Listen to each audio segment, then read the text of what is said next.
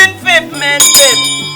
My hero. Akbaranga. Medike people. Yeah, what's it saying?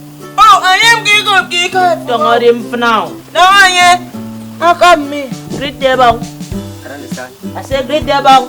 Yeah, what up, Abba? I am the I say what up?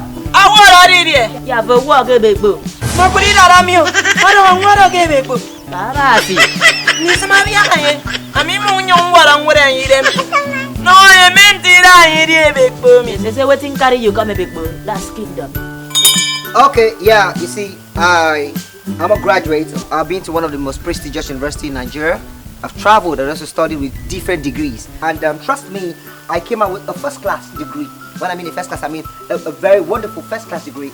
And I've been looking for a job, you know. I've traveled, gone to oil company, refused to accept me. I've gone to other companies, the bank industry, the communication sector, but nobody's coming. Abang me to cut the matter, sure not taking you to Oh, equal to me. pick up prestigious university. I want to eat. Yes, You go. prestigious university. The one university, me with music with him Bufford. I am equal to me now.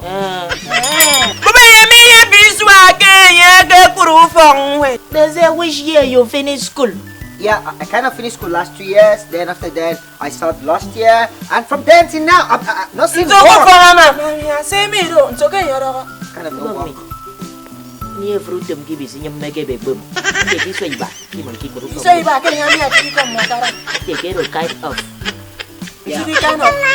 Maybe I'm out to taste what city going. Mr. Maggie, Yeah, right. Men's again, you. So they say what thing you want, what thing Yeah, I brought my CV here, and for you to pray for, I know that they say you pray for people and people get job. So I'm here with my CV for you to pray for me and for me to have job. That's why I'm here. It's okay, Yeah. and they give me even CV. It's CV. Where do you move? Ah, okay, Emi meriri, Jafo. Abangakan, anay mo? Mbonga Yay mo Yeah. YouTube. Kami na mindi buharin sinore utom. Okay. Samaria kanya. Amin yom ni buhayen buma. Buhayen me bengidem ni barami. He say, why ask you question? So whether you there ready to answer the question? Yeah, man, I'm an educated dude, man. I went to one of the prestigious university. Yondo. Yeah. Tongo kanya ra. Ate kiya ibara. Ibara. Buhayen mi da ye ke si karu fongwe. Meye amasina ekbo. They say when you been there go school, they write the exam, you been there do expo. What's expo? Is that malpractice? No more that practice, you been there do expo. Not really setting, no. Sometimes, you know. Yes or no? Yes. It's okay. Abi mai sina. Ayamasina ekbo. Mana buhayen mi da ye ke si kare akwa fongwe. Meye amasina mekbem weroko. Bakena maye bi fongwe. They say when you been there go mysterious university, so whether you been there do certain give all this lecture, HOD money made it, ara you pass exam. That means like you pay to pass exam. Yeah. You know, these lessons are very frustrating, man. Sometimes you see, they just want to frustrate you and Yes or no? You know. Yes. Abi mai sina. Ayero mai sino. Makut ufenere rimbo. So votore ayara garo. Agaga moko babu fongwe. Apokerenti yikurutum urukwe. No, yes votore ayara garo.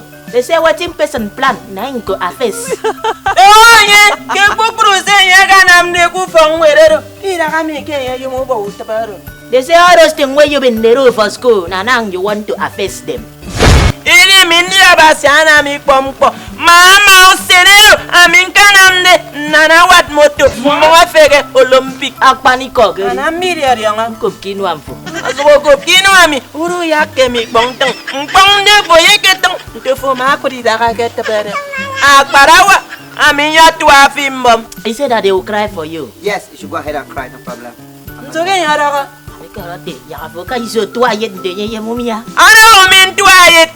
Makundisme ayiri ngoke yero mindagaro. Mai yoro yere meri yeri kabari tuwa. Nisme ke yere. Okbani bode yere meyang. Abang me. Naga yanam. They pass yero ke bebo. They say you see submit your CV on the big brass kingdom. Okay, kingdom. Okay, like keep it here. Okay. Yep. Submitted it. Yep, enwa mi osoko be fin dem. Nina miri kurutum. Taka ya wangarera. He said you should turn around. Why should I do that? They want to give you job. Oh, for the job's sake, yeah, I'll do that. You be mumu. Oh, pani bani me young. Abang me. Dagi shemi. Kemi ndi abasi yosi owuta. Ke kupri young baro nyaka nam neroku fongwe. Ayana manyi kutum. Edi me nyosi onye idi akupongwe. Young man, he said that is a god that treat people fuck up. Ah, the thing where you do bad for school. They will come at them now. Anyoko. Barawa. Wangarera. Dang tongon kwa kikbati ekirembo. Ami mami abik bare me young. Apo yara abang tuwa member. He said when he flog you the underworld flog, you say Lord pity me. Lord? No. Oh, mumu no too much. You are a mumu man. Abaire mo yo bino ko fongwe. E kama ko ke be fongwe de yo mutemi la game. Even Maka with in NYSC. NYS ndiri mzef. Come on me de mero. Me? You be Oh mumu. Lord, pity me. Oh, abang American bagay mami aso abang mysterious university. Yo kure ni iso. Onye me di senda igba ibango. Era na yo kwa bongo mi an ibongemgo. Idaro. Hey, among me. You think say they I want? am maybe admit them. Mumu man. Oh, American uze mi ka every me. Oh, again na mi ba. Somebody help me. Ukana mi go bi ko efo. Enye na mi mbo. Adila same mysterious university no. Ngora wari yo no ye. Among me, somebody help me. Komanda hara mi ke be poku tu nam ni seme. Among me fun girl. Mumu man. Ko sanga semi ko magara. Ya ngere sem kanga no ye. But if info. From a prestigious university. Yeah. First class, me one wine. Irat kerio. Mo zong se fo mo puto mo na.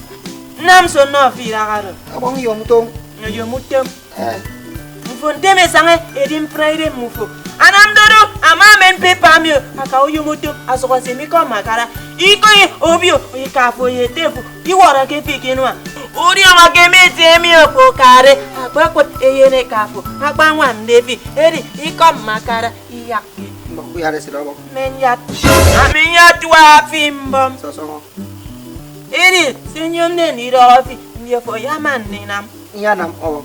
Nyom fia ka ke verudo mo. Ama snudo mo kuna me ko. Ama na me kudu kuto. Eri fo pe snudo mo una me ko. Aba wa ya twa fi mom die me yeme. That's kind of it. Among me, it's kind. You know. Get up! I'm going to Me raise fo me up. yeme. Yeah. Me yeme. Agbere fo me yeme. Si o ko pe. Sort it. You know, God is sorting. Sote me akuku sa ke ku fangwe. Adira. Oh my God.